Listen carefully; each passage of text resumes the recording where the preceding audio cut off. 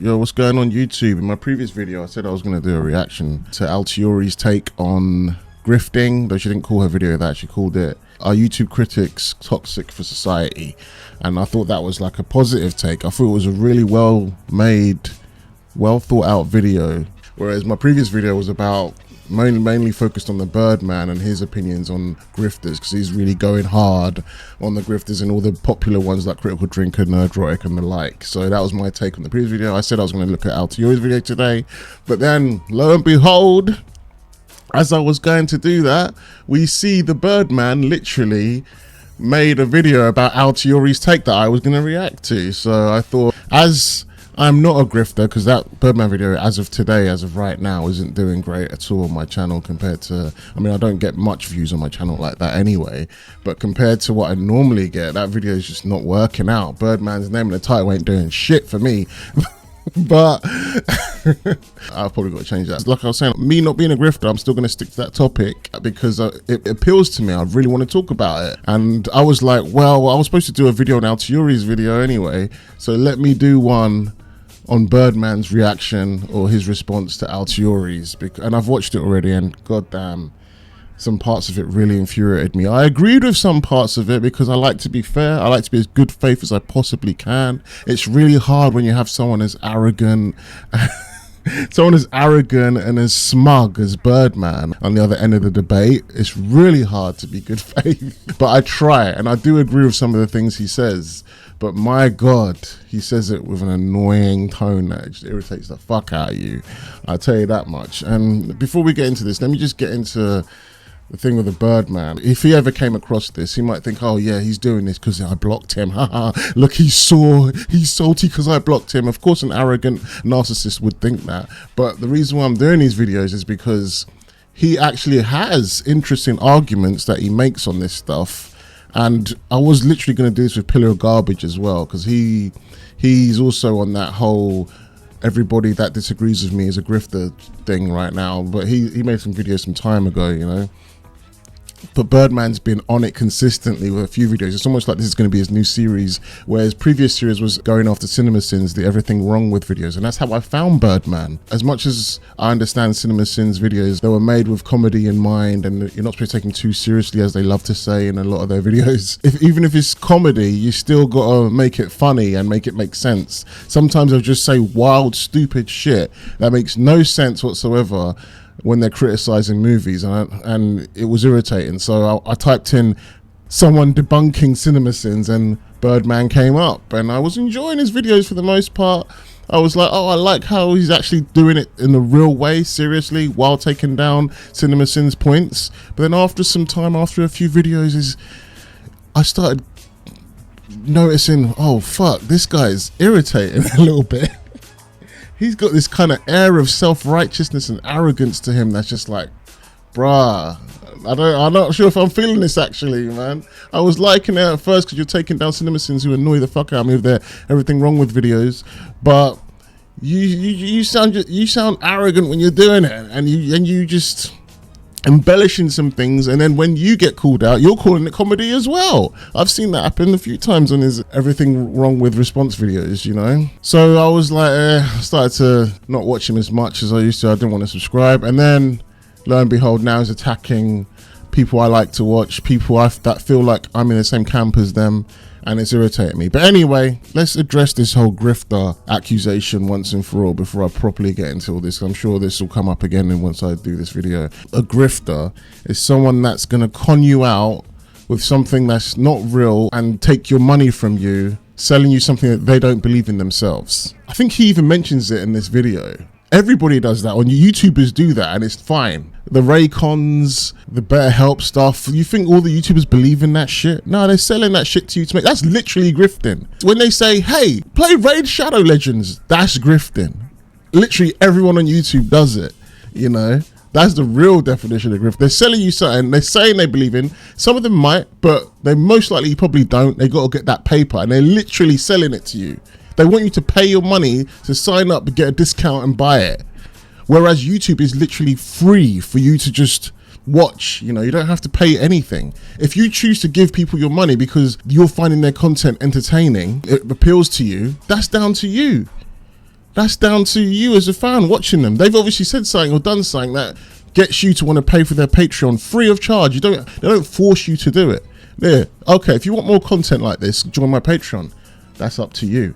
And the same with the BetterHelp stuff. I ain't got a problem with it. You're the one saying grifting is so bad. They're using your outrage to make money. What? First of all, if they weren't outraged in the first place, then there wouldn't be a marketplace for these so-called grifters to come in. The way YouTube is, we kind of exaggerate ourselves on the platform to make the video more entertaining, to make it more worth watching, you know, rather than being like, oh yeah, I kind of care about this, but it is what it is. But man, I'm going off on a mad tangent. But let me just finish up by saying this. At the end of the day, people are on YouTube to make money. 80% of YouTubers wouldn't even be on YouTube if there was no monetary incentive, right? And for a lot of these people, this is their main job. This is their main source of income.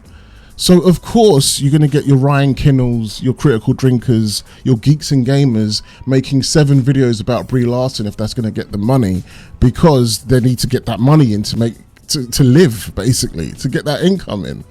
But here's the thing, I believe they do care about the thing. They might not care about it for 7 videos worth, but I think they do care about it. Can it be annoying sometimes? When they're just overly using the word woke, overly trying to sell their video. Yeah, it can be a little bit annoying, but I think it all comes from a certain place of truth of what they actually feel about this stuff. But yeah, I digress. Let's get into this. Wow, Alteori actually commented on the video. Thanks for responding to my video. I respect your opinions and the time you took to formulate them. I didn't know who you were either, and someone directed me to you, so hello. Of course, someone, is that me? Because I swear to God, she just posted that an hour ago. I commented that an hour ago. Hold on. What the fuck? Nah, she couldn't have been me. She was probably someone else. Wow, she's really trying to kill him with kindness. I don't know if Birdman would do the same. She even pinned it. Of course, there are going to be things we disagree on. I still firmly stand by my stance on Rotten Tomatoes. Rotten Tomatoes has lost my trust because they were caught censoring legitimate reviews posted by people who actually paid for tickets, while simultaneously allowing dozens upon dozens of copy and pasted positive reviews from unverified audiences. Admittedly, I might not have mentioned this in the video because I've already addressed it in several previous videos, but that's not a good enough excuse since this might be the first video someone sees from me. As a result, it may have seemed like I didn't research the topic thoroughly, even though it's a long-standing issue I've discussed before. Well, she's addressed that in this comment then. Another thing I disagree with is your use of the term grifting. I still believe you're using it incorrectly. While I agree that some people use their channel primarily to air grievances, that's not even a problem to use their channels to air grievances, I don't think. Like, grifting can be bad, it is bad, but it's just not as simple as how Birdman makes it out to be. I don't think that qualifies as grifting when you consider the actual definition of the term. I'm not in a position to judge others, but I can speak from my own perspective and integrity. Of course, if you don't actually know someone, there's no way to truly gauge that. And if my opinions happen to line up with someone else's that people dislike, it's easy for others to assume we all lack integrity. I just don't think that's a fair way to look at it. Most of my videos are just me sharing my opinion on different topics, but trust me, when it comes to intellectual analysis, I'm far from the person anyone should look to for that. I'm just a regular girl on the internet sharing her thoughts. YouTube used to be about you, yep, and what makes you you. And for more in-depth or intellectual takes, people like the Little Platoon, the Friendly Space Ninja are far better suited for that than I am. All in all, I think your video is very well thought out and civil. Thank you for taking the time to create it. Civil, man, Alteori, you're too nice, man. Like, I know she's too nice as well, because I've seen how she responds to people criticizing her on her channel. She kind of backs off and she's like, kind of like, oh, did I hurt somebody's feelings? Oh no, because he was literally dissing her. Like, it was like calling her spaghetti, spaghettatori. But anyway, let's go into Birdman's video and give you my take on his take on her take. It's crazy. I'm just gonna go through the parts that stand out to me. I'm not going to go through every little bit because it will be here for fucking ever. The video is long enough as it is. I'll mention the parts briefly that I agree with as well, just to show that I'm trying to be as good faith as possible, and we'll see what happens. Let's go.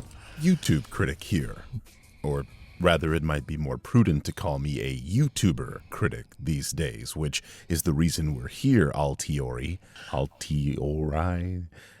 Apologies if I'm mispronouncing that, as I don't know who you are. And to be transparent, I'll be responding to about 8 minutes of your 13-minute video, considering that after that, your video mainly becomes you reiterating earlier points and then going on to apologize for the obvious toxicity surrounding the acolyte and downplaying the overwhelming racist rhetoric as a few dumb people. So it would just be me repeating myself and redundant. Anyway, let's dig in. Could there have been racist rhetoric for Acolyte? Sure, but it doesn't stop the Acolyte being trash, does it? This is what frustrates me, and I need to address this in some other future videos as well for people like on the other side of this shit. I blame Hollywood for this shit, man. Like literally, they've used our race, and I blame left wingers as well, because they've used our race, they've used minorities, they've used people of color and whatever else to do their own kind of grift, basically, and just to virtue signal to the point where it makes the quality of the product that they're trying to sell or the story they're trying to tell, everything, it makes it bad to the point where it makes it nonsensical. It makes no sense and people don't like it, and then people respond to it trying to analyze it and try to explain why race swapping is bad, or why replacing this character with this woman or person of color character is disingenuous and is virtue signaling, and then it gives opportunity for underground racists to rise up and latch onto this shit as well. So you got people who genuinely are pissed about this stuff because it's ruining the thing that they're a fan of, and then you got the people that come and latch onto it that are genuinely racist, and then you lump them all into one group and say that we're all the same when we're not clearly all the same. Just because me and Synthetic Man might think something's annoyingly irritating because they've gender swapped or race swapped a character doesn't make me and Synthetic Man the same person. All right. With the internet being such a vast place filled with countless topics and beautiful things to discuss, it makes sense that creators like Critical Drinker, Friendly Space Ninja, Alex Myers, and many others have their own opinions on movies, games, and any form of entertainment. But I am familiar with the Critical Drinker. You see, I used to be a fan of his work. Like many of the people subscribed to him, I like to listen to a variety of viewpoints on media, especially film. Will Jordan is pretty entertaining. I used to be a fan of his work as well. Funny how that works. Critic, and I even like his voice. But the problem with him is that these are not simply opinions.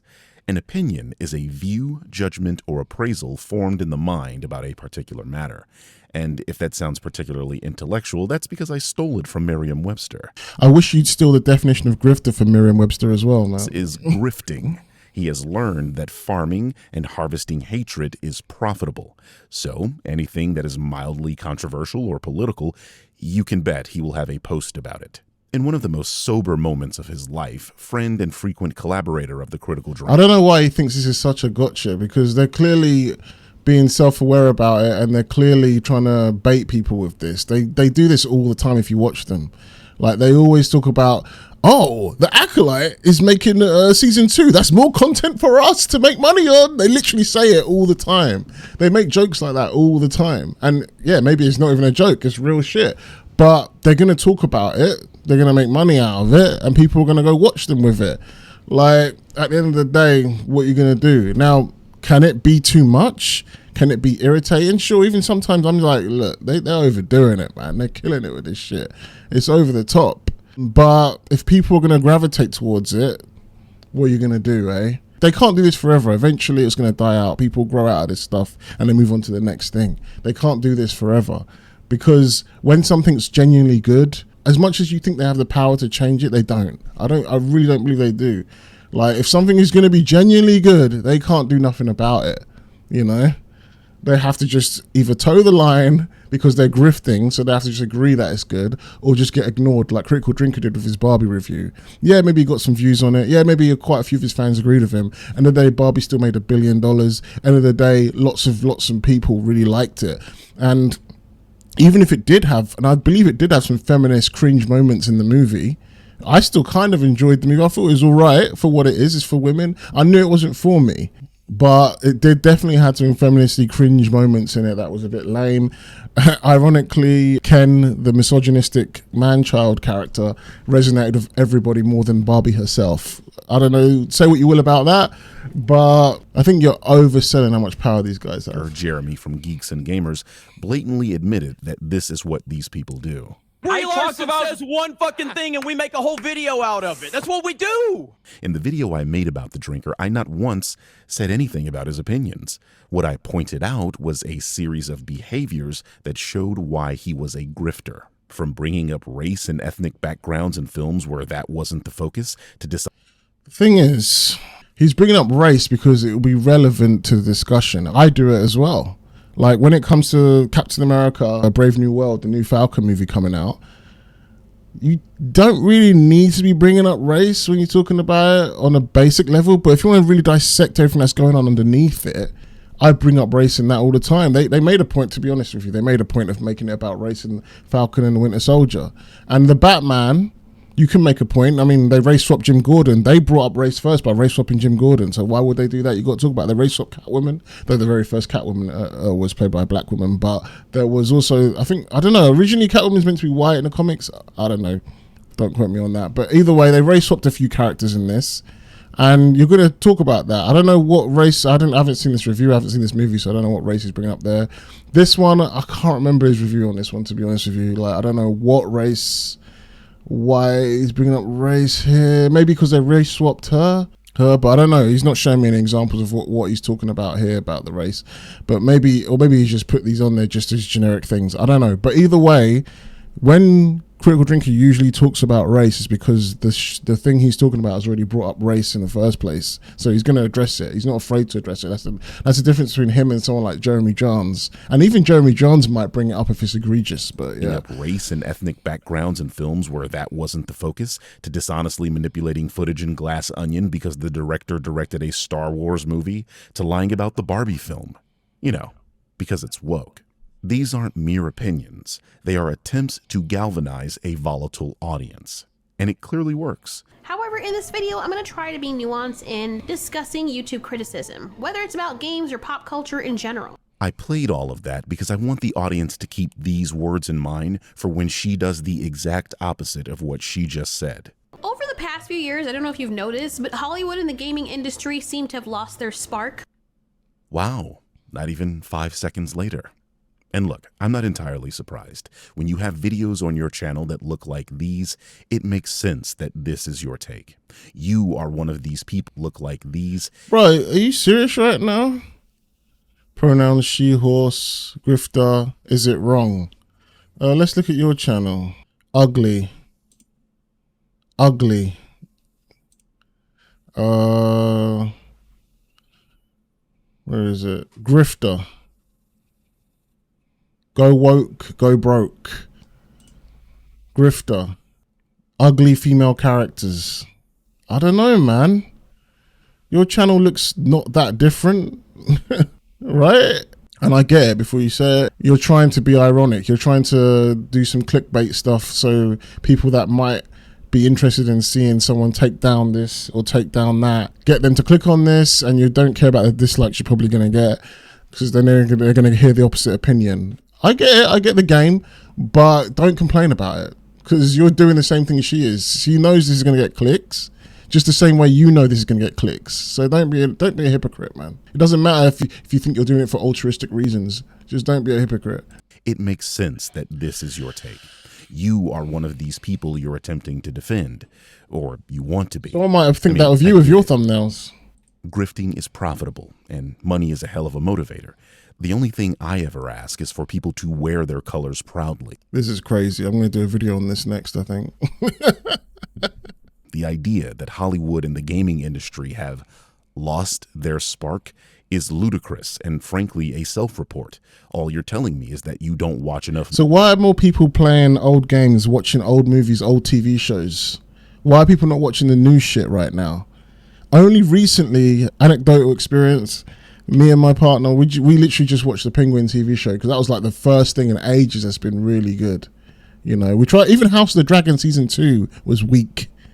And I think, and a lot of that, if you really dissect it, has got to do with some kind of modern day stuff as well, political modern day crap as well, because they've weakened the female characters. In the irony of trying to make them seem greater than they were in the source material, they've actually weakened them, you know.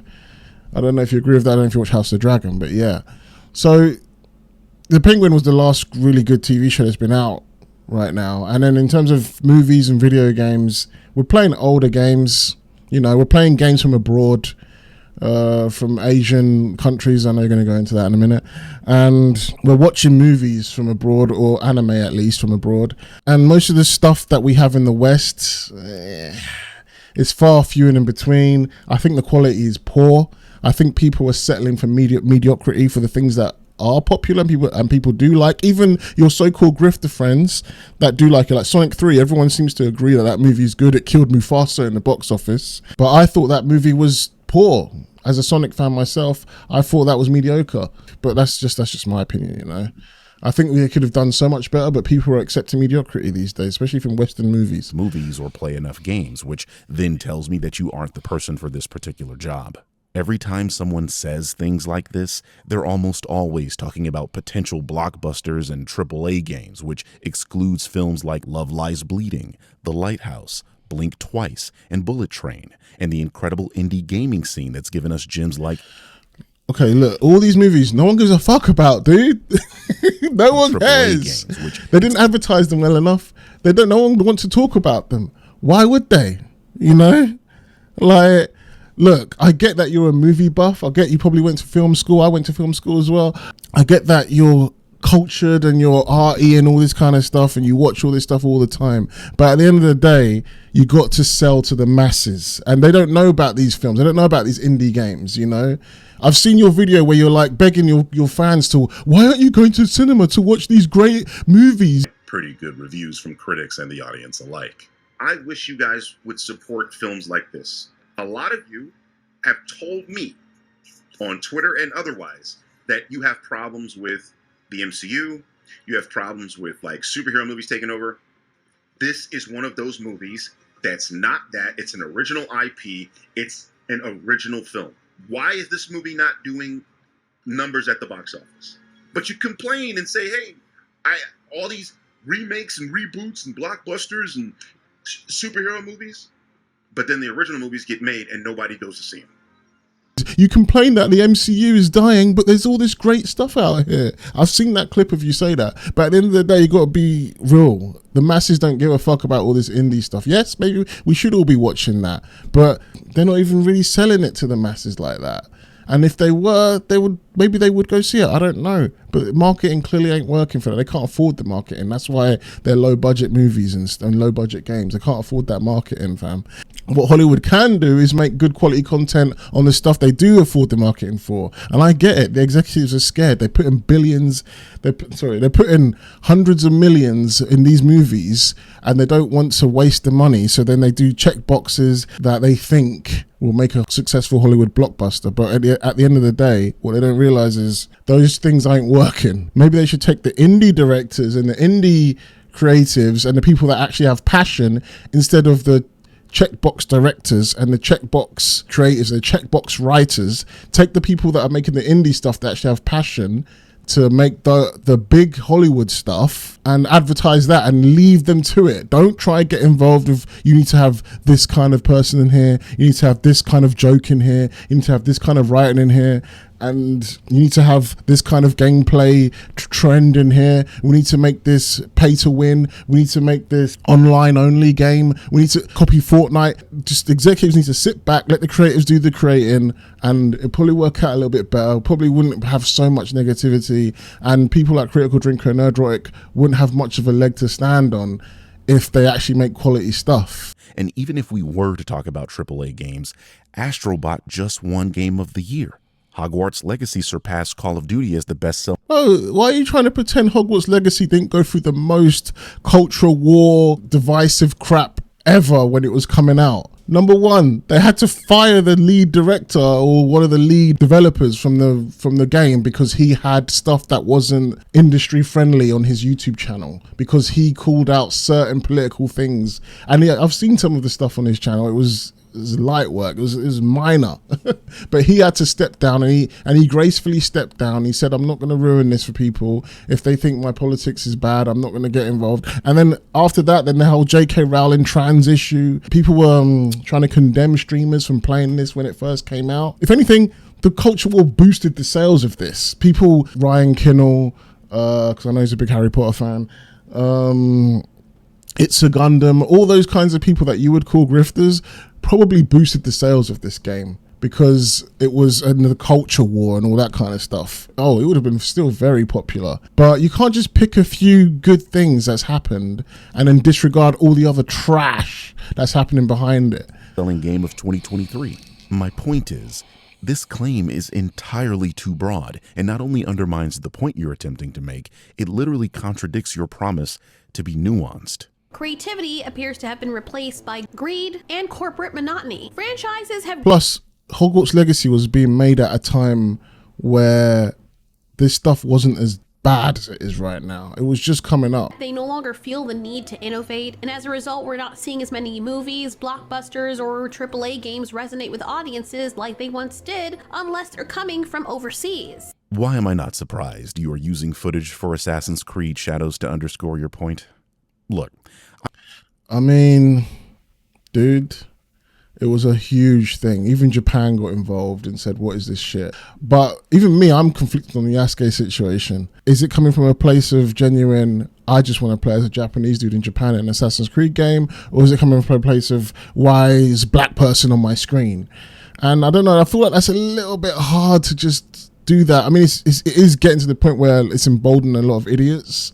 That's for sure, but I blame the left for that, and I blame Hollywood for that. They openly condemn white people. They openly say white male tears, white male this, white male that, and everything, and then they replace white people in race swaps and all this kind of stuff, like the whole Snape situation. Like, just all this stuff are happening over time, and then eventually you get surprised when white people stop being nice about it and start saying the same rhetoric that other people are saying that aren't white, you know, start getting brave with their words and stuff like that. And I think it's all been a complete huge mess. It never used to be like this. Somehow it's gotten worse, and I don't think any of this is helping. The issue for me is you're doing the grifter thing by saying the East does it better than the West, like how the Critical Drinker suggested that recent Japanese movies are better than American ones, but when asked to name Japanese movies he'd seen, he couldn't. There's a reason people like this is so disingenuous, man, what he does here. I'm assuming you guys have seen this video already. In the West are starting to draw more and more towards Korean or Japanese filmmaking. It's precisely because it's a bit different from what we get. And that's a good thing. Yeah, what is the most recent Japanese film or at least entertainment that you enjoyed so far? What am I thinking of? See, a lot of them would be older ones, like Old Boy, for example. I really enjoyed that one. I know it's not Japanese, but what did he say there? Them would be older ones, like Old Boy, for example. I really enjoyed that one. I know it's not Japanese, but I know that's not Japanese, but okay. Yeah, probably stuff like that. Crouching Tiger, Hidden Dragon. I really like that, and it's like Chinese. I know that's like Chinese. But yeah, like it's these films that have been kind of peppered throughout the past 10, 20 years. He's talking about Asian cinema. He's talking off the cuff. He hasn't written this down like you have previously. Neither have I. I'm just trying to off the cuff, so this is not going to be the best response video probably, but you could have mentioned Squid Game, Korean, but I don't know how old that footage is he's looking at, so... Oh, what's this? The drinker recommends Everything Everywhere All at Once. He liked it. One of the little quirks. I think that's true to his statement. He likes Asian cinema. Yes, he said Japanese, but he's talking. He's just talking off the cuff. He means Asian cinema, clearly. I mean, the guy asked him what specific Japanese, I would have said anime. But what he should have said was, he probably didn't want to offend the dude or whatever. But what he should have said was, Asian cinema, or Eastern cinema, Eastern entertainment. That's what he means. He didn't mean Japanese specifically, because I can't name a Japanese movie that came out recently. Like, it's more anime that you can name. I know Attack on Titan is excellent. And I promise you, if Attack on Titan was made in the West, it would not be near as fucking good. No, Years that are now, I think, just starting to make more of an impact. I'm just trying to think of other stuff. Like, for example, Battle Royale. Battle Royale. When I was watching this the first time, I was struggling to think until he said Battle Royale as well. Does that mean I'm a grifter? No, it's It's hard to just think of it on the spot like that, you know? Battle Royale's one I've loved. I watched the second one as well. They're brilliant film. I know Critical Drink has seen it too. Yes, Battle Royale. Psst. That's what a grifter looks like. No, that's what someone that's speaking off the cuff in a conversation put on the spot looks like.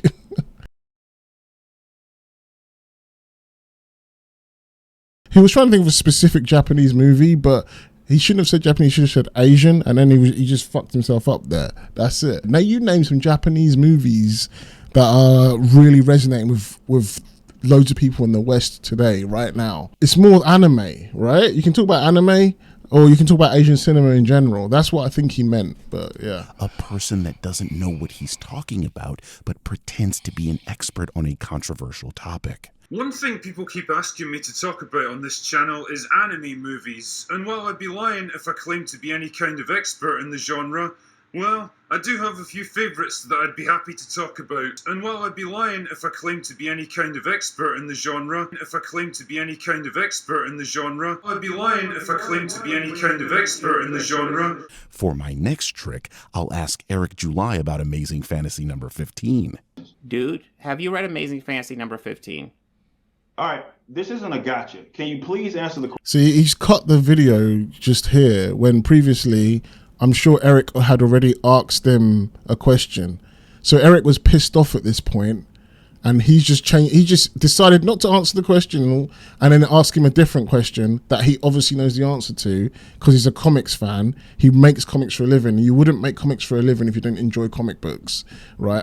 He would know amazing. He's not going to answer a stupid question like, what's Amazing Fantasy number 15?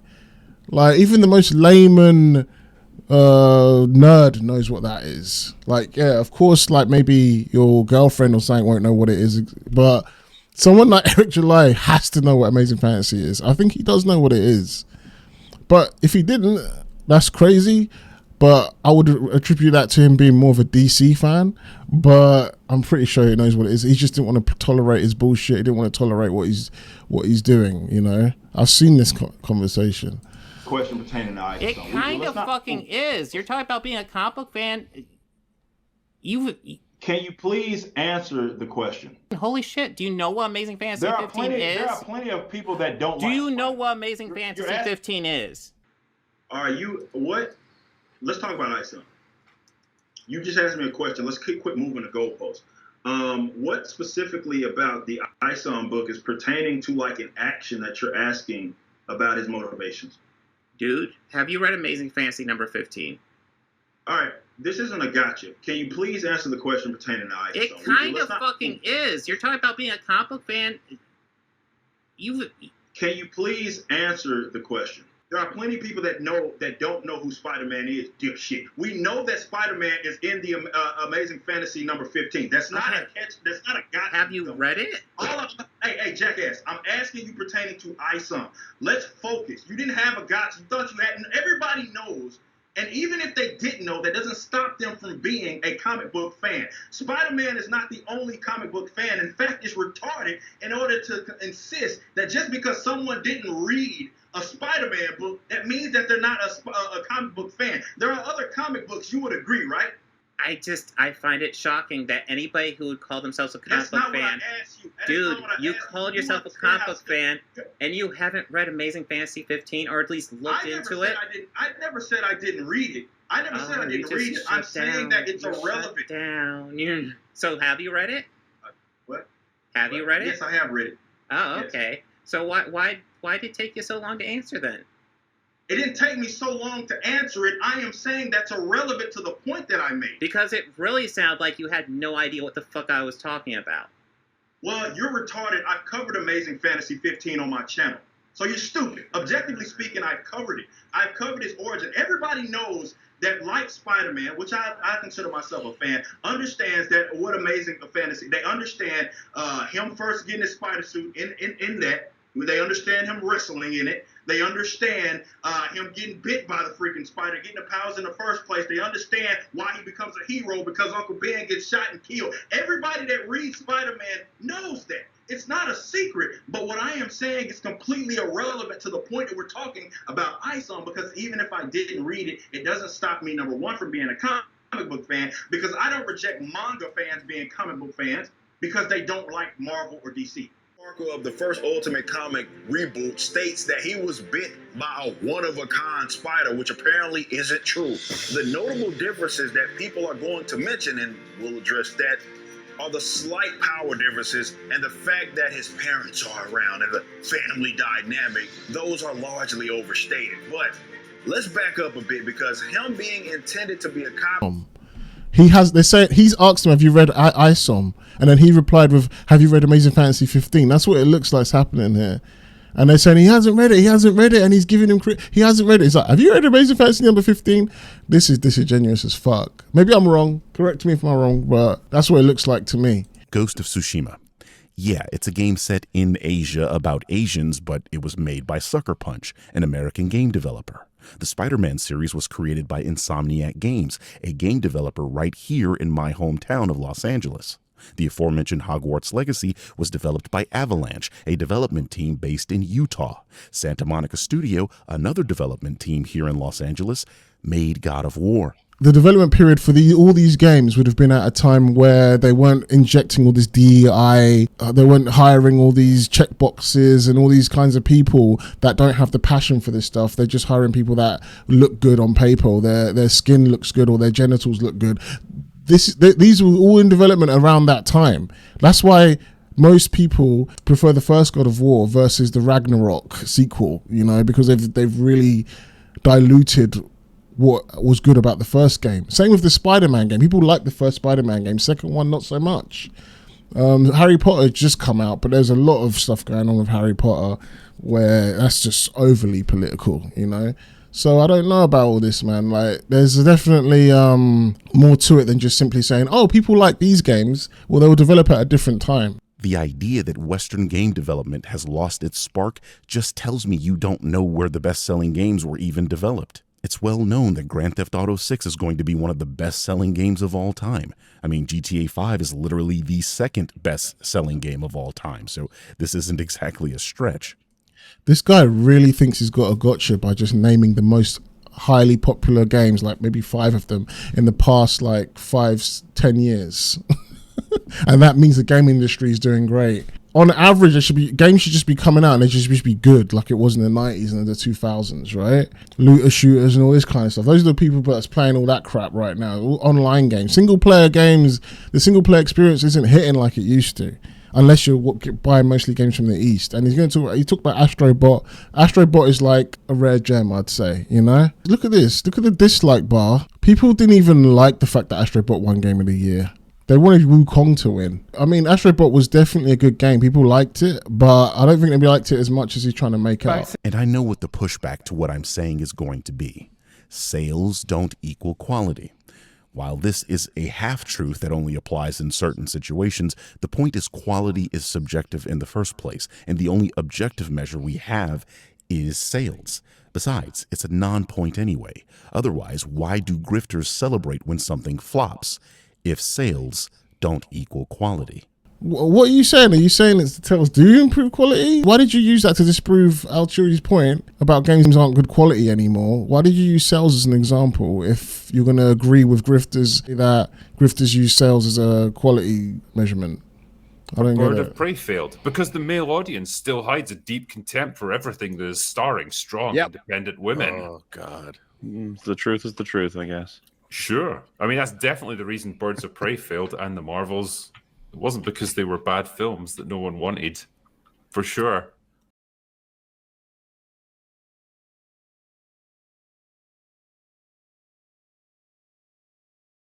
So it's not that people are hating on everything for the sake of hating. The issue lies in the fact that something essential seems to be missing clearly from Western entertainment. There's been a societal shift that has directly impacted the quality of entertainment. I've talked about this topic time and time again, but for those who are watching me for the first time, this may feel fresh. For my longtime viewers, it might sound like a broken record, but still one thing is undeniable. People are more critical of media than they've ever been. And you don't think that has anything to do with grifters teaching them this behavior? Because I gotta tell you, I don't think I've heard the word objectively more in my life than in recent times after certain YouTubers have taught people that film can be objectively good and objectively bad. I'm sorry, it can't, and it can't because it's art. I think there are some things that can make a film objectively bad, like the story could not make sense, you know? There could be plot holes. Like there could be inconsistencies with the rules of the world you're trying to set up that make no sense whatsoever, and that will thus lead to the film to be bad, you know. So there are ways a film can be objectively bad, but in terms of like, I don't like these characters, or I don't like the plot, or I don't like this world, no, that's subjective, you know. Like my hate for Sonic the Hedgehog 3, I don't hate it. My dislike, my thinking Sonic the Hedgehog 3 is overrated is just, I didn't like the humor, the structure of the storytelling. I didn't like the characterization of Sonic. Those are subjective. But objective would be me saying something like Sonic's powers don't make sense in the plot, or the camera work is poor, the voice acting quality is bad. That's objective. Now, and I do think these guys talk about stuff like that sometimes, especially when it comes to plot holes and inconsistencies within the story and the narrative and the characters, you know. That stuff is objective. Some people might not notice inconsistencies or plot holes, and they might still enjoy the film. They might even enjoy it for that reason, but that would still make the film objectively bad even if they enjoy it, because there's still this inconsistency. It's like math, you know. Not to mention, the majority of recent public criticisms of media are almost always inherently political due to being taught this behavior by the OG grifters, Democrats and Republicans. I mean, why do I give a fuck about Donald Trump and Ben Shapiro's opinions on movies? All they're going to do is talk about politics the whole time. Because you like them as a person. If I watch Ben Shapiro's movie review, it's because I want to see what Ben Shapiro thinks of it. Because I already like the person or hate the person or whatever. I want to see what this person thinks of it. That's why people give a fuck what Ben Shapiro thinks, because he's Ben Shapiro. I'm usually not one for the causation fallacy, but you have to admit that since the rise of people like the Critical Drinker and Nerdrotic, we've seen a commensurate rise in this type of rhetoric from the public. I think you should stick to not being for the causation fallacy, dude. Like, because you can't just decide you're with the causation fallacy when it's to your benefit. And I think you got it backwards. Honestly, I would say the cause is just the political landscape, and then the effect was people like Critical Drinker and Nerdrotic. You can call them grifters, but what happened was Star Wars The Force Awakens came out, fans were pissed off, and it created YouTube careers. It created the Critical Drinkers, the Nerdrotics. Because you can go back to Nerdrotic's old Black Panther review, and he was glazing over that movie. Yeah, I enjoyed it. I had a lot of fun. The family had a lot of fun. My Logan loved it. He's always my gauge. He's a 12-year-old boy, so you know he's your kind of your target audience for these superhero movies. And he came out of there going, "That was awesome," you know. So, you know that's my gauge, and if you've succeeded or not. If he starts getting bored and you know moving around a lot, then you haven't succeeded. He was locked in the whole time. So, and I didn't find it to be politically heavy-handed at all. To be honest with you, I mean, there's some stuff in there, but it wasn't at all. It was just a superhero movie, and done on the merits of a superhero movie. You know, he was glazing over it in 2018, 2016 times. Quality degraded, and people changed. And I know this for a fact because I sensed it myself without anyone telling me to. In fact, I was an outcast because I saw it as early as Guardians of the Galaxy Volume 2. I wouldn't say it was necessarily woke, but the quality was poor, in my opinion, at the time. I was really annoyed with it. And people were calling me out saying, "What's wrong with you? Why can't you just love it like we all love it?" And I noticed it with Captain Marvel, the decisions there. I noticed it with, I'm talking about the MCU mainly here. And I noticed it with where things started not making sense anymore within the MCU, where they were focusing more on trendy things like needing to have a certain female character at a certain time over what the narrative needs, which was Adam Warlock at the time. And I was like, something's wrong here. Then that was before Nerdrotic, and then these people started coming out of the woodwork who had the same opinion as me. So that's how I think it works for most people. That's not under the age of 16. The reason why so many YouTube critics seem overly harsh these days is very simple. A lot of things today genuinely deserve the criticism. There is a difference between criticism and toxicity, though, Stromboli. The types of people you're attempting to run interference for, and emulate, who are we kidding, are extraordinarily toxic. Allow me to explain what I mean. Here's an excerpt from a film critic who I consider to be the GOAT, Andrew Sarris. Scene for scene, Scorsese may be the most talented contemporary American filmmaker, but wholeness has never been his strong point. Scorsese, like so many auteurs of his generation, cannot tell a story to save his life. His movies explode from the inside like a Jackson Pollock splotch, but the emotional pain often spills over the plot machinery, thus gumming up the narrative flow. Between them, De Niro and Scorsese and their associates end up with a breathtakingly new dimension of memory and regret. If only I could feel the slightest moral resonance as well. But I can't, and that makes all the difference. You see, that's what an opinion sounds like. An honest engagement with the material by someone who loves and has studied film. He clearly doesn't like Raging Bull, but his dislike of the...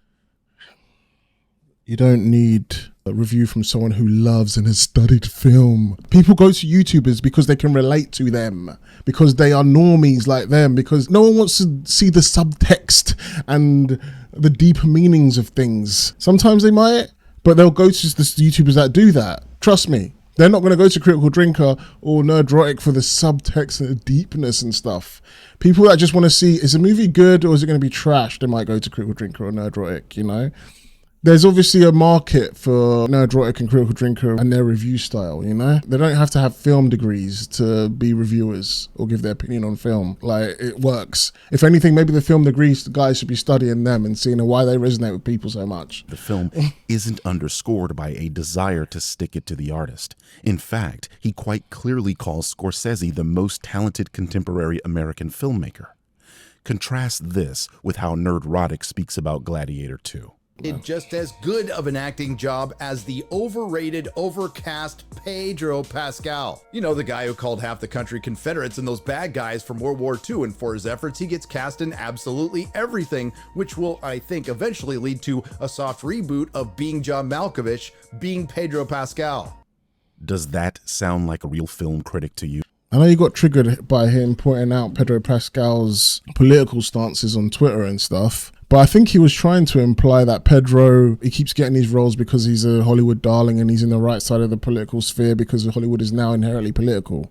So if Hollywood's political, I guess Nerdrotic can talk about the political aspects of it if he feels Hollywood's political, right? It's just that some people that you might like, the reviewers you like, aren't going to talk about the political aspects of it, either because they really believe Hollywood's not political or the politics align with their politics, right? Maybe if Hollywood becomes more right-wing, then people like Nerdrotic won't feel the need to talk about how political Hollywood is, because to him it'll be normal if he's super right-wing, which I guess he is. Now, I don't want Hollywood to be super right-wing. I want it to be neutral. I want it to be whatever the artist wants to make, and I want people to judge it fairly. Now, when I watch Nerdrotic, when I watch Critical Drinker, I don't have to agree with every single thing they say. I don't need to agree with how they present their reviews. There'll be points where I'll be like, I completely agree with what they're saying here. There'll be a point where I don't agree with that, and I don't like the ways we're presenting that, but that's not going to completely turn me off them.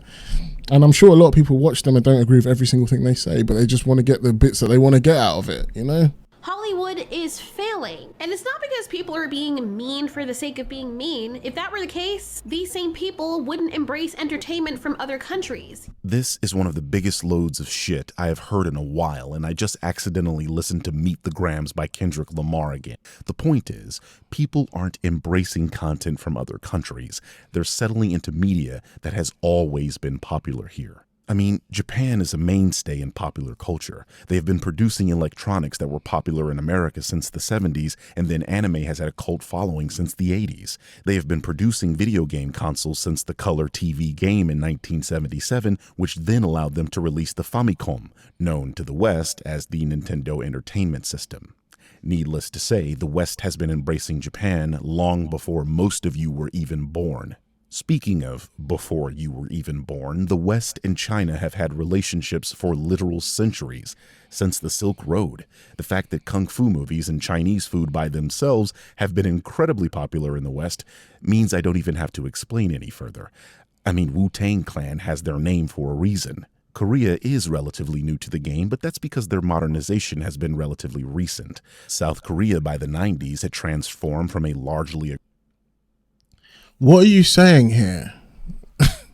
All he's saying here is that, oh, Japan has always been popular in the West. Alteori said that in like a throwaway point, and you're making like a whole 5-minute clip about how we've always loved Asian media, like we didn't already know that. The point she's making is that Asian media hasn't been corrupted like Western media has all this time. It's not like they just discovered it, it's that they'd rather watch that now. They'd rather look at Asian media now than the Western media in comparison.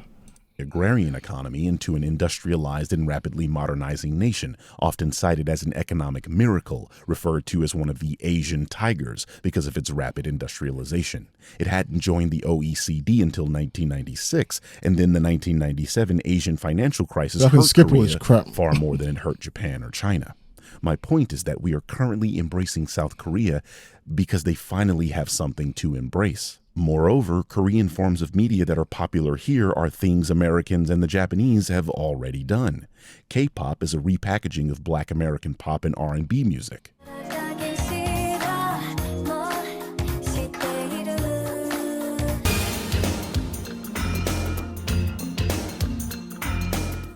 Korean dramas are the equivalent of American and Mexican soap operas. A game like Stellar Blade looks like it was made by a Japanese developer. And I'm not saying this to disparage them. I mean, seriously, look at my Netflix. I basically only watch Korean media on Netflix these days.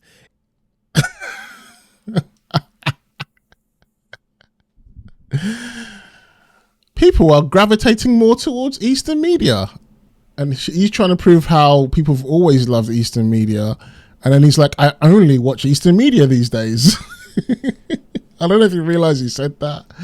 I'm sure he's gonna try and counter that, but yeah, I don't know. It's like even he only watches it. Like I know he's gonna say, "Oh, I watch it for different reasons. I watch it because I'm studied and I'm intellectual and I'm cultured. I don't watch it because I hate Western media."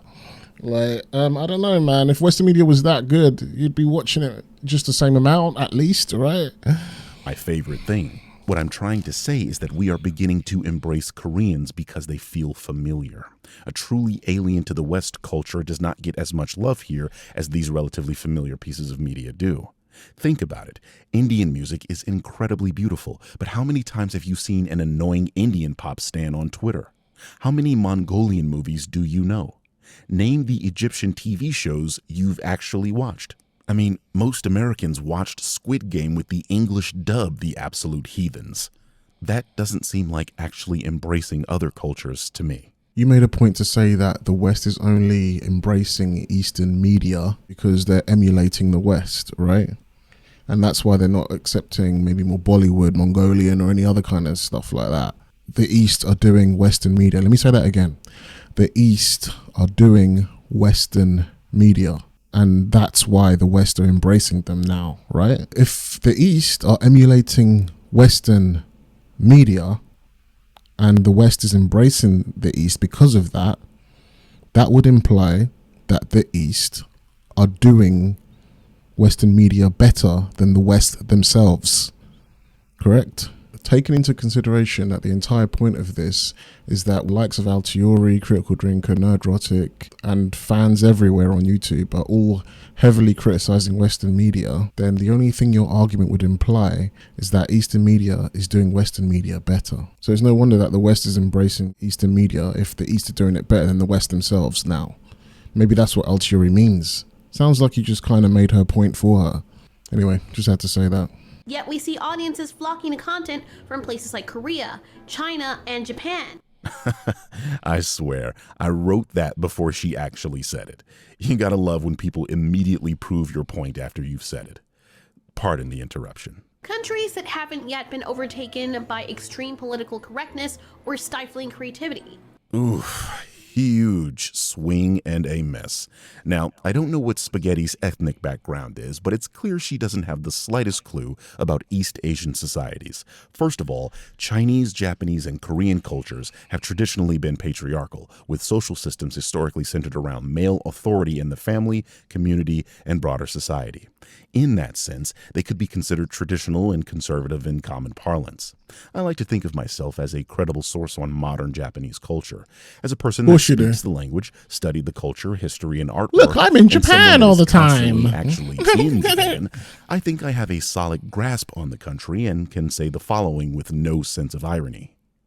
Suggesting that Japan doesn't stifle creativity is blatant. He's literally calling you a clown. He's saying you are a clown, you know? And then you're being all nice to him in the comments, Alteori. And then, but hey, look, if killing him with kindness works, he pinned your comment and you disagreed with him quite well in that comment. I'm going to give it a like. Ignorant and outs you as a person that doesn't know what they're talking about. They quite literally have a famous saying about this very thing. Deru kugi wa utareru, which means the nail that sticks out gets hammered down. It is literally a call to conform. That's not to suggest that the younger generation aren't gradually evolving, but anyone who actually knows anything about Japan will tell you they stifle creativity all the time.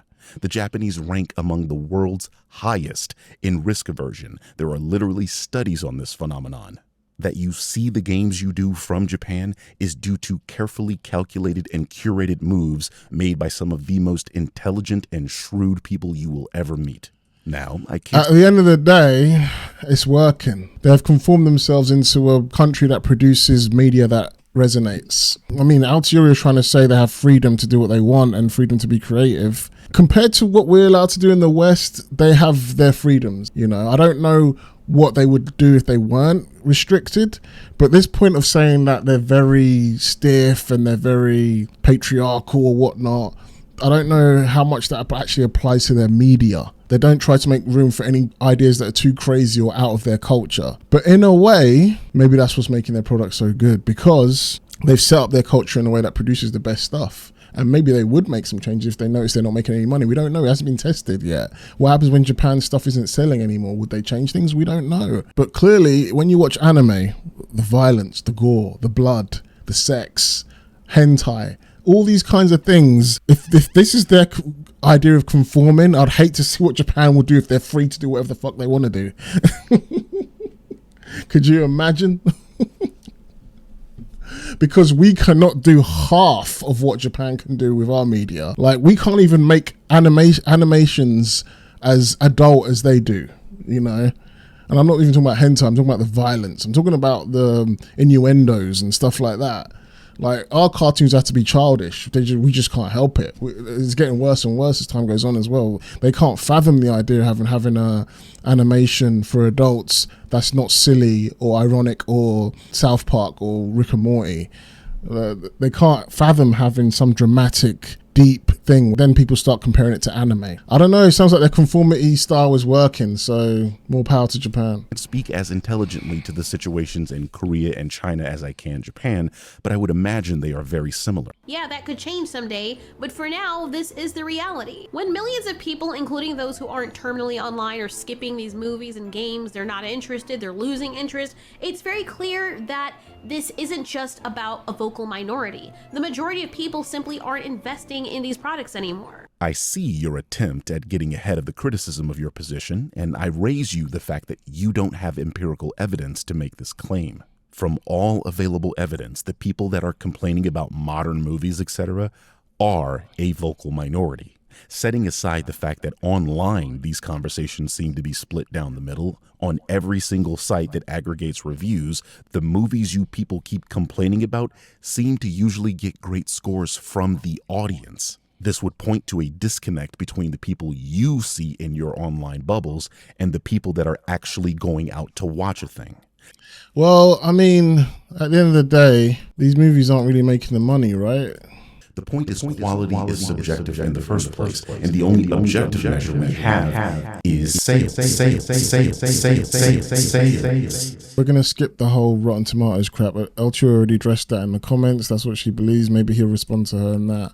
You can go check that out. But it just drags. This isn't just a few YouTubers pointing out flaws. It's a widespread issue. There are clear common denominators that explain why people have stopped financially supporting these once beloved industries. Yes, the main one being that going to the movies is incredibly expensive in 2025.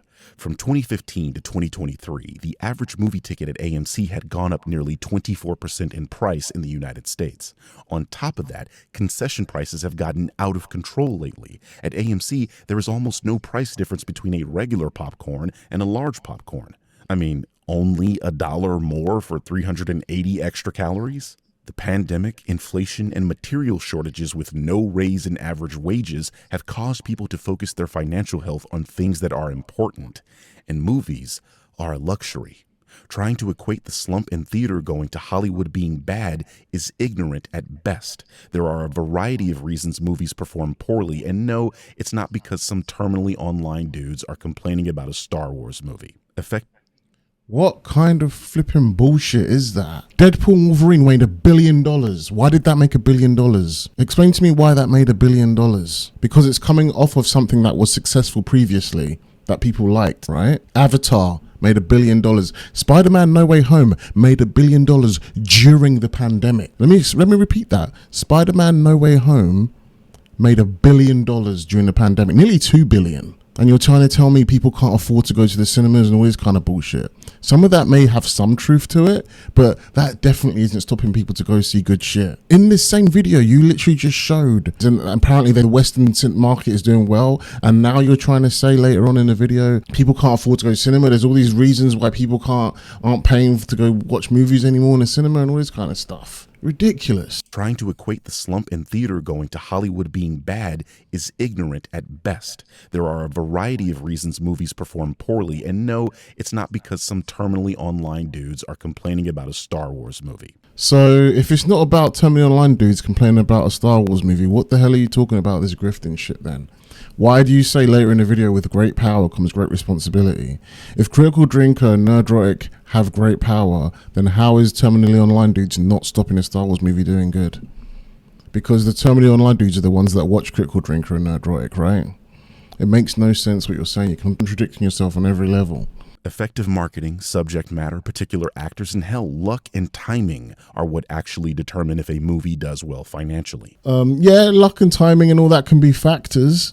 But I think the bigger thing is Disney have already got the audience. Marvel and a lot of Hollywood have already got the audience. If they make the good product, it will sell well. Even in this so-called slump in theater going from 2021 to 2024, we had multiple movies hit $1 billion, like Spider-Man No Way Home in 2021. But he's not dissecting why. Spider-Man No Way Home hit nearly $2 billion because it's got fucking stuff from the past in it that we all loved. Even Andrew Garfield became lovable, since everything now is so much more trash. And then we had Tobey Maguire in that movie. Did you forget that? You really think if Tobey Maguire and Andrew Garfield were in that movie, it would have made nearly $2 billion fucking dollars? Let's be real. Stop taking the few Western things that do well and making that the whole landscape of everything, as if that's the quality. Avatar. I used to go to see every single Marvel movie without fail. I cannot believe it shouldn't have got to the point where there'll be a Marvel movie where I don't even want to see it. You know, it shouldn't have got to that point where Thor: Love and Thunder comes out and I don't even want to go see that shit. I didn't even go see it. I don't care. How does Top Gun Maverick come out? How does Jurassic World Dominion come out and do better than Thor, Love and Thunder, or even Black Panther, Wakanda Forever? Why is it making less money than it did before? Oh, you can say Chadwick Boseman was in it. I think that's a big reason. But I think it just wasn't as good as the first one. Doctor Strange, Multiverse of Madness, that was coming off of Infinity War. That's probably even why it got close to $1 billion, because people expected that movie to be like next level. To be fair, I actually kind of enjoyed that movie. It was okay, and that's why I went to go see it, because I liked Doctor Strange, and I liked WandaVision. I liked Wanda Maximoff as a character, and I think that's probably what sold that. The third film probably won't do that good. It's going to go less and less and less. Things shouldn't be getting less and less. They should be going more and more and more. You know, Top Gun Maverick is a crazy example. That made $1 billion. This should really make you think, because this had no politics in it, no wokeness in it. It was just a classic good movie. It was just Tom Cruise. They didn't destroy him. It did what Star Wars couldn't. It's crazy we're in a world where Top Gun does better than Batman. Because people stopped caring about what some disconnected expert at a major publication had to say and started valuing the opinions of regular people who actually experience the media the same way they do. Before YouTube, it was all about word of mouth, friends, family, or coworkers sharing their thoughts. YouTube is just a massive extension of that, where anyone from anywhere in the world can chime in on the discussions. It's more democratic and a lot more far-reaching. Being a YouTuber myself, I intimately understand the value that we provide an audience. But being a YouTuber myself, I also understand how toxic a community can be. I want you to understand that you are describing a more powerful entity, Linguini. A publication like the Chicago Sun-Times, the newspaper famed film critic Roger Ebert wrote for, reached peak circulation in 1996 with an average weekday circulation of about 400,000 papers. Currently, they get around 90,000 unique print readers, and a sizable portion of those people aren't even reading their movie reviews.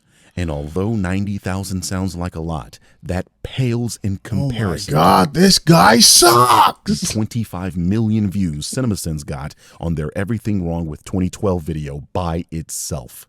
YouTubers and other content creators are far more powerful than any traditional film critic has ever been. And as we all learned from Amazing Fantasy number 15, that Eric July never actually read, with great power, there must also come great responsibility. Don't you just wish that Hollywood would take that lesson as well? With great power comes great responsibility. Hollywood has a lot of fucking power. Blade, we would not know who the fuck Blade was had Hollywood not made those Blade movies in the 90s with Wesley Snipes. We wouldn't know who the fuck the Guardians of the Galaxy were until Hollywood and Disney decided to make Guardians of the Galaxy. We wouldn't know who Peter Quill was. Hell, people wouldn't even know who Thanos was if Hollywood didn't decide to make the Infinity Gauntlet saga in the MCU. You know, Hollywood has a ton of power. Black Panther is way bigger than he's ever been now because Hollywood decided to make a Black Panther movie.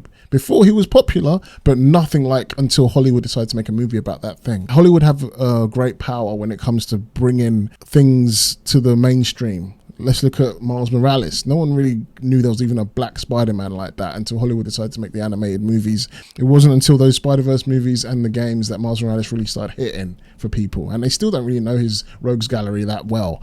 So Hollywood has been shown to have a lot of power, but the responsibility part comes in with how they're using that power to do representation, to showcase different races, different kinds of people being superheroes, being action heroes and stuff like that. And what they've elected to do, instead of making original black characters or female characters, they've elected to just race swap, gender swap, use Hollywood as a platform for politics that can divide people rather than just using more broad politics that everybody can relate to and everybody can identify with. They use identity politics to sell movies in the worst way possible, and I think they've really squandered the responsibility they had in terms of using representation properly.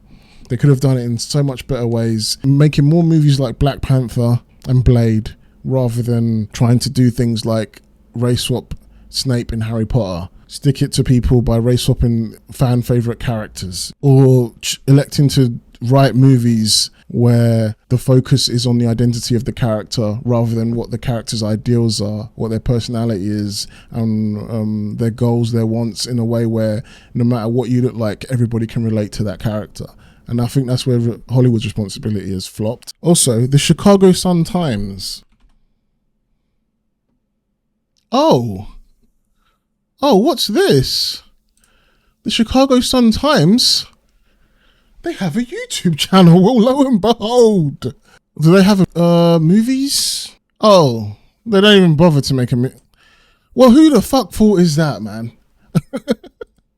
They have a YouTube channel. They have exactly the same access that Critical Drink has, if not more. Because they're a whole company. They have the same access Critical Drink has. They have the same access Nerdrotic has. They have the same access the whole Geeks and Gamers, whoever we want to call them, have, you know? The same access you have. And even you have more subscribers than the Chicago Times, dude. But they have access to YouTube just the same way you do, same way all of us do, right? But you're resonating more than the Chicago Times that you're talking about here. They have the same access. You're trying to make it out like they don't have the powers to reach their fans. They do. They have YouTube as well. They can do it too. They can do what Critical Drinker does too. The problem is they're not Critical Drinker. They're not even you. They're not you, the Birdman. What they are is access media that people don't really trust anymore. They trust Critical Drinker. They trust you, for crying out loud.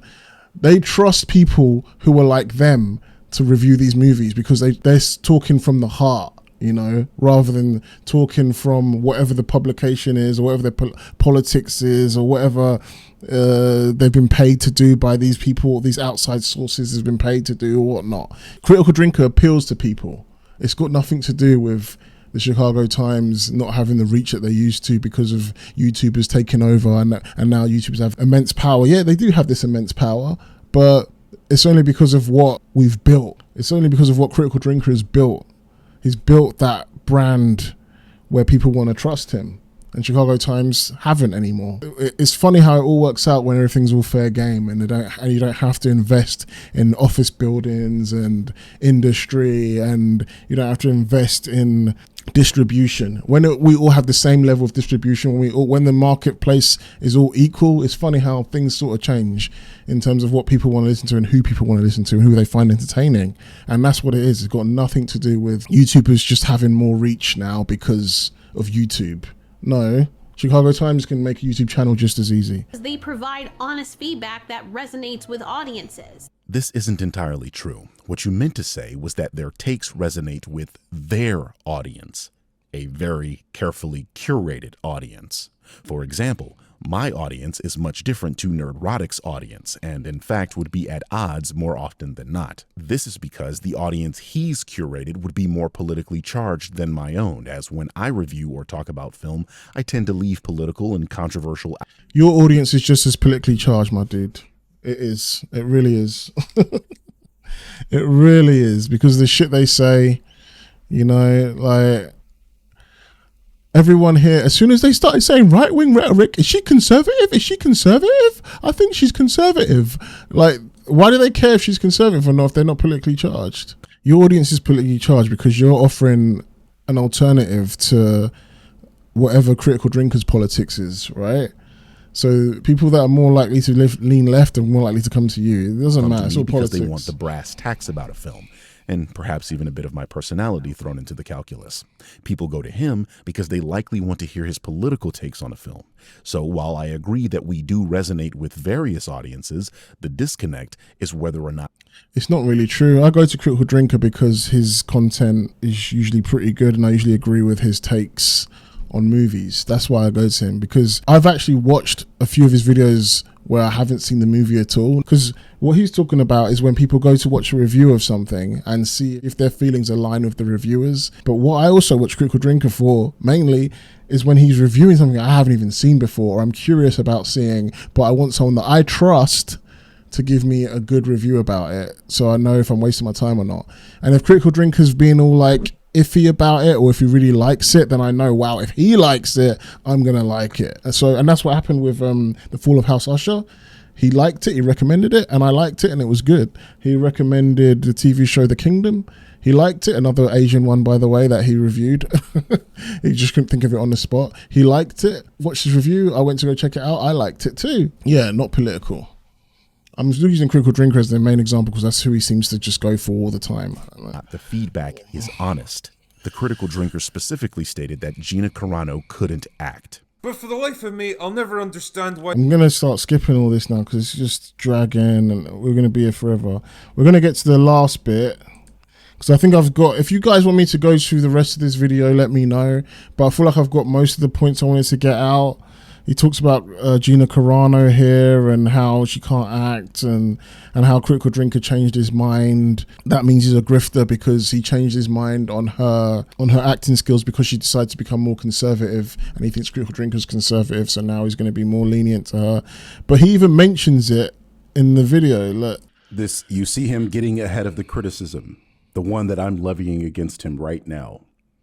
And so I was kind of braced for the worst when I realised she was going to have to carry this film without more experienced actors to back her up. But I have to admit, I was pleasantly surprised by what I saw here.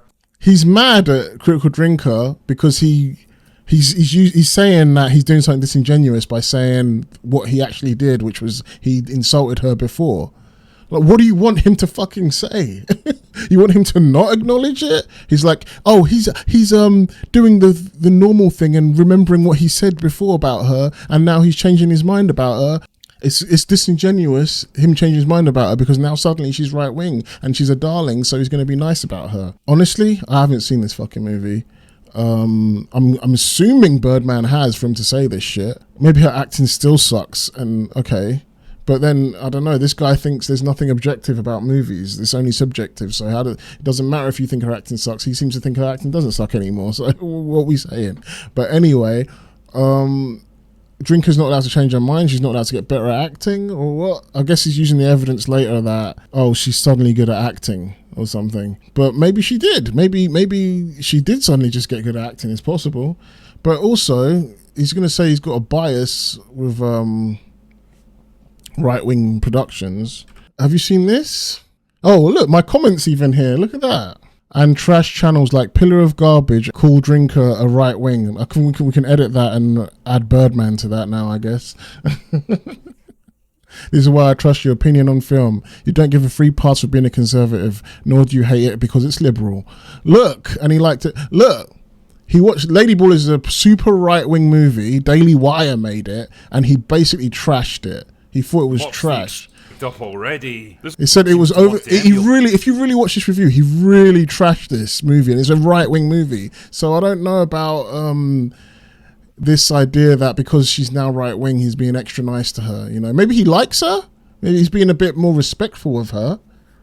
You know, maybe. I think, if anything, it's probably more that she was nice to him personally, probably, if he's got any kind of bias, rather than the whole right-wing thing and the political thing that he likes to play up out on. And again, the Critical Drinker recently reviewed, what was it? He's reviewed Wicked. I'm proud Drinker didn't let She-Hulk prejudice him against green women. This is why you got to respect Drinker. The ability to have a fairer move despite the preconceptions is a true gift. It's a true gift. Oh, it's a true gift. I thought it said grift there, man. I've been saying grifter too much. So look, Wicked. I can't believe I'm reviewing this movie. If you watch this review, obviously I'm not going to go through it now. He liked it. Go check out his Critical Drinker's review of Wicked, right? And he made 2 previous videos dissing the actress, Cynthia Erivo, about how she was ridiculous with her statement about how artist interpretation of her trying to make it look more she over, and if Birdman defends that, it'll be crazy. Even he can't defend what Cynthia Erivo did, getting mad at an artist for making a Photoshop version of her to make it look more like the stage play. That's just mental. And he was making fun of that, and it made it seem like, oh, he's going to trash this movie. Cynthia Erivo is a black woman. It's woke. Why? He loved it. Well, I don't know if I want to say he loved it, but he enjoyed the movie. He really liked it, you know. And his audience wouldn't have been mad at him if he dissed it, you know. But you know, I know what Birdman would say. He'd say, oh, everyone loved Wicked, so obviously he's going to go with the grift and say it was good. I don't know, man. He agrees with the majority of people. It is what it is, right? Like, how much power does Critical Drinker really have if he's forced to agree with people that Wicked is good, if that's where you're going to go with it, you know?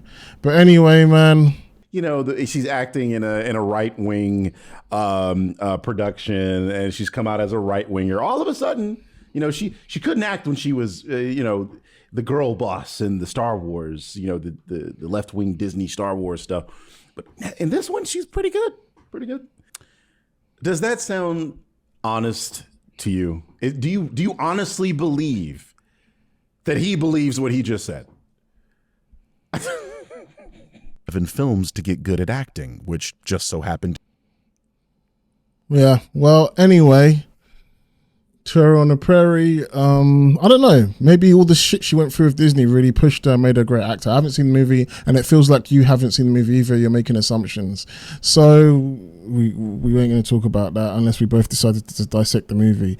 But yeah, the rest of it is she talks about the whole thing about Rotten Tomatoes. We said that we read that in a comment earlier, and yeah, there's just this one last part that I will go into. Yes, YouTubers can be toxic for society. Not according to Henry Cavill. To this sort of world, this culture of toxic fandom, where like if you make a movie, especially if you make a superhero movie, like you have great intentions, but there are always going to be a small yet vocal group of people there can kind of just be toxic. I understand what you're saying, but when it comes to fans, it is a fan's right to have whatever opinion they want to have. And people are going to be upset because, especially when you're talking about books or games, because you're never going to be the exact person who they had in their head or who they played on Witcher 3, for example. I don't necessarily consider that toxic. I just consider that passionate. It's a passion. It's not toxic, it's passion. If you make something good, people won't complain at the end of the day. And then if they do complain, you can either defend it respectfully, defend your product respectfully. Don't diss the fans because they're just going to call you out for dissing them. Defend your product respectfully, like it used to be when the customer was always right, and explain why you made the decisions you made. And if you do it respectfully, 9 times out of 10, people will be like, oh, okay, I understand. I don't agree with you, but because you're respectful and you tried to kill him with kindness like Alteori did, she's a better person than me, I'll respect that's how you wanted to make that movie. But if you come out and say, you're just a bunch of chuds, you're a bunch of white males, let me drink your white male tears, and you're just a bunch of misogynist sexists, you're an Uncle Tom, you're an Uncle Ruckus, all this kind of bullshit, don't be surprised when they come at you double time. Don't be surprised when they come at you even harder. You're supposed to be the professionals here. And when your customers are complaining, you got to deal with that professionally, not like a bunch of children. And then you wonder why people don't want to watch your movies and it doesn't make you money. And then people like Birdman have to say you're grifting when it's Hollywood that have to be professional in the first place. It's not toxicity, it's passion. And if the majority of people are happy, then the YouTubers, the so-called grifters, will have to follow suit too, like Critical Drinker with his review of Wicked and so on. And unfortunately, I would use you as evidence. And then he's got this thing about, I'm sure I have to address this. I'm surprised she didn't address this. So I don't know if she even watched the whole video because I'm surprised she commented. This whole thing about possible hentai that look like underage hentai characters cropped into a thumbnail, and that she sent her fan base to some random YouTuber's channel, and like this, I don't know where he got this from. Looks like he got it from some random YouTuber wiki thing. I don't know why people think this is some kind of massive, amazing gotcha because she took some guy's channel down that was trying to call her a pedophile. I don't know. I don't care. But anyway, that's the end of my video. That's the end of me talking about Birdman on this channel, unless he does somehow sees this and does a response to it and I have to address it. But I ain't talking about this again. I wanted to talk about grifters and I wanted to address Alteori's video because I really liked her video. But then Birdman made a response to her video and I wanted to react to that video after initially doing a Birdman reaction video. So it just seemed like better to just do it all in one. It was already there for me to do. But anyway, I know this probably ain't going to get much traction. The first video's not getting much traction. But I said I was going to do it and I did it this way. Thought it'd be more entertaining this way. And thank you for watching. I hope you liked it. Please let me know what you guys think in the comments below. Do you agree? Do you disagree? Let me know why in the comments. And to be honest with you, I don't completely hate Birdman. I just think he's got this kind of arrogance to him and this kind of self-righteousness that makes him think he knows better than everybody else, and it's just stupid. And then I do like that he's not completely inundated with politics or left-wing politics, because there's some big takes he's got that are very anti-leftist, some certain little things, just because that's his own headcanon about certain things. I'm not going to go into detail about that. I do like that about him, but he still seems ideologically driven. It frustrates me because I can see he's intelligent enough to see the issues, and it almost feels like he chooses to ignore them because of his own personal biases or whatnot, you know? I don't really have any personal biases. I just want good quality content. Yeah, maybe I might have a slight bias to creators that I like and things like that or whatever else. But if they do some madness, I will not hesitate to disagree with them. I mean, Critical Drinker and Nerdroid, they wouldn't want me on their panels because if some bullshit comes up, I will say it.